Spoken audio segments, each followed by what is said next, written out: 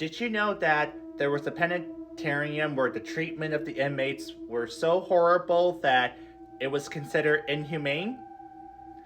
That was the case for the Eastern State Penitentiary in Philadelphia, but only one inmate got the royal treatment.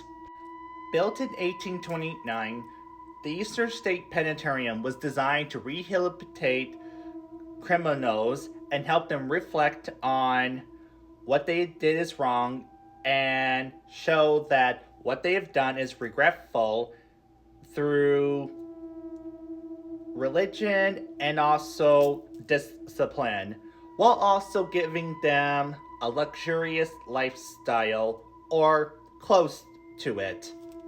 The staffs boasted to the public about each individual cells having their own bed, toilet, and shower for the inmates to enjoy as they reflect on their crimes. However, not everyone was impressed, as this was far cry with the ideal rehabilitation vision that they wanted. Oh, and they also boasted about having running heat during the winter, which is great, but not at all. The inmates were locked up in their cells 23 hours a day and only allowed out 1 hour per day for roll call. However, they will be forced to wear dark bags over their heads to prevent them from having any ideas of escaping.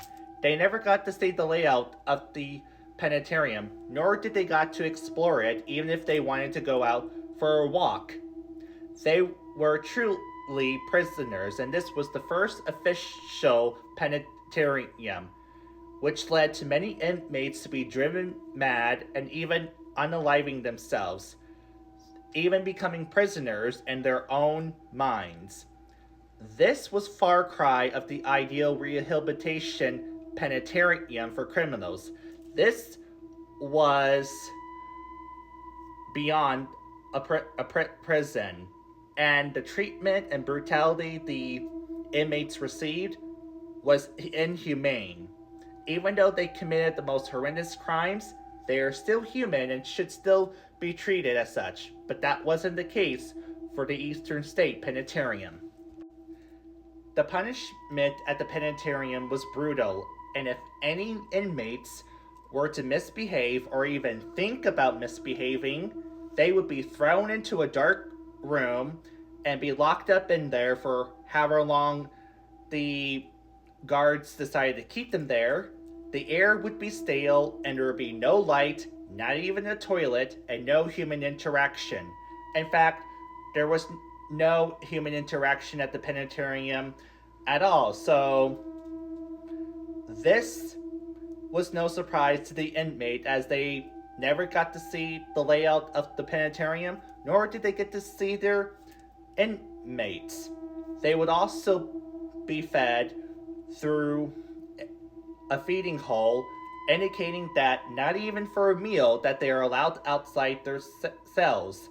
They were treated like animals. There was even a punishment where inmates will be dunked into cold water and left outside in the wintry weather until their skin turned to ice. This was far cry of the penitentiary that they claimed to be. This was a gateway to hell. Only one inmate got the royal treatment, and that is the infamous El Capone, a notorious mafia leader who committed one of the most horrendous crimes and was locked up at the penitentiary. Unlike the other inmates, he got to enjoy a luxurious lifestyle, from Persian rugs, a nice desk and chair, a comfy chair, lamps, and even a comfy bed. This inmate was definitely living like a king, even behind bars. Lucky him. By the 1920s, the population of the inmates swelled up into 2,000, making it very cramped and unbearable, and the conditions were harsh and gruesome and unbearable, as the penitentiary originally can only house 300 inmates. Eventually, in 1971, the penitentiary shut down, and in the 1980s, it was abandoned, never again to reopen. Today, the penitentiary runs as a museum where it offers both regular tours and ghost tours, and even Halloween events where you get to experience and gaze upon of the not so magnificent penitentiary and get a glimpse of what life was like for the inmates who have suffered one of the most inhumane treatments. While the penitentiary is now abandoned and only visitors to the museum are the current inhabitants of the penitentiary, it was not all completely abandoned.